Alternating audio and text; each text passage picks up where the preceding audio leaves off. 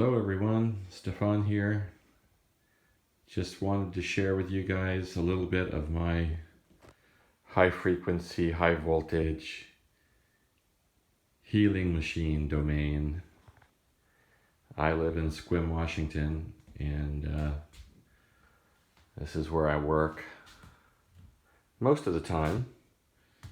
I'll explain some of my gadgets. This is a variable frequency controller that I'm working on for the anti-nano bucket, and it works, except I'm having an overheating issue with the what do you call it, not a SCR but a IGBT, and so I haven't quite figured out what's going on with that. Over here we've got a IFAS machine that was sent to me by a client in Canada, and it has a faulty resonator, and I'm still working on a solution for that one. And then way over there in the corner is my Liebel Flarsheim Dynelectron vintage or antique diathermy machine. It's kind of cool. I've uploaded pictures of that one before. And scanning over to my multiple wave oscillator, one can see the spark gap for the MWO is mounted to this large piece of bakelite, which was at one time an antique diathermy machine, but it's since been gutted, and the only thing that's being used on it right now is the spark gap. And I also installed a Variac that kind of replaces the original 7-stage power inductor that was used to control the input power to the diathermy cabinet, but that's been removed too. So, and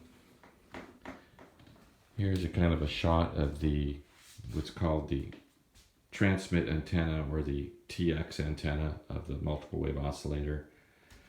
TX antenna has a primary winding and a secondary winding, and with the Lakhovsky multiple wave oscillator, the primary winding is close coupled to the secondary, which means they actually have a physical connection. The bottom end of the secondary winding connects to the top end of the primary and basically uses it as a ground. And then we'll pan over here, and that's the receiver antenna, the RX antenna, which has only a single secondary winding. The old design used to have a primary, but it pretty much became common knowledge that the primary winding wasn't serving any function. So most people just leave it off, which I did. And that's how that works. And then the bottom end of it is connected to earth ground.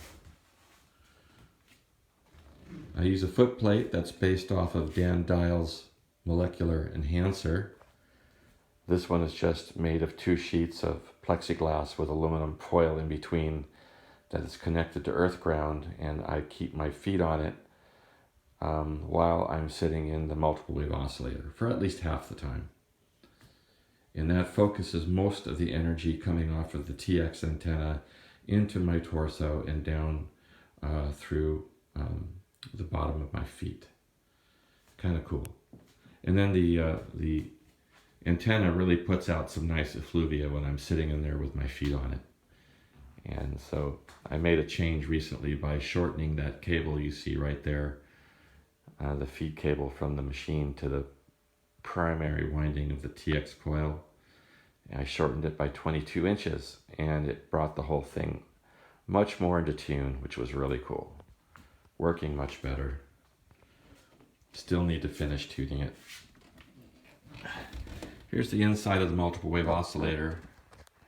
You see a 7,500 volt neon sign transformer. If any of you have read Tony Cruselier's book, you'll recognize the capacitors that I built. And The RFC is basically two 250 watt, 1 kilo ohm wire wound hollow core resistors. See if I can get in there a little bit more.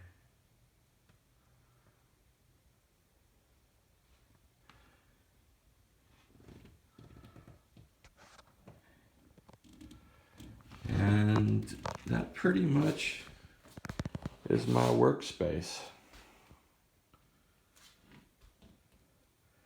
I'm going to use that double variac for a microwave oven transformer power supply for a Tesla coil at some point when I have time to play. And this is a Bob Beck style magnetic pulsar that I'm working on. I have one right now that's working. Been using it for 3 years now. And this is another one that I've built, and something fried on it, and I haven't been able to figure out what went bad. I've replaced anything that I thought could cause the failure. So it's still sitting here unresolved. But in any case, that's, oh, this is a Model R I'm finishing up. This one, when it's done, will be going to Australia. All right, folks, that's it. Thanks for your time. Thanks for watching. And I wish everybody a good life. Bye-bye.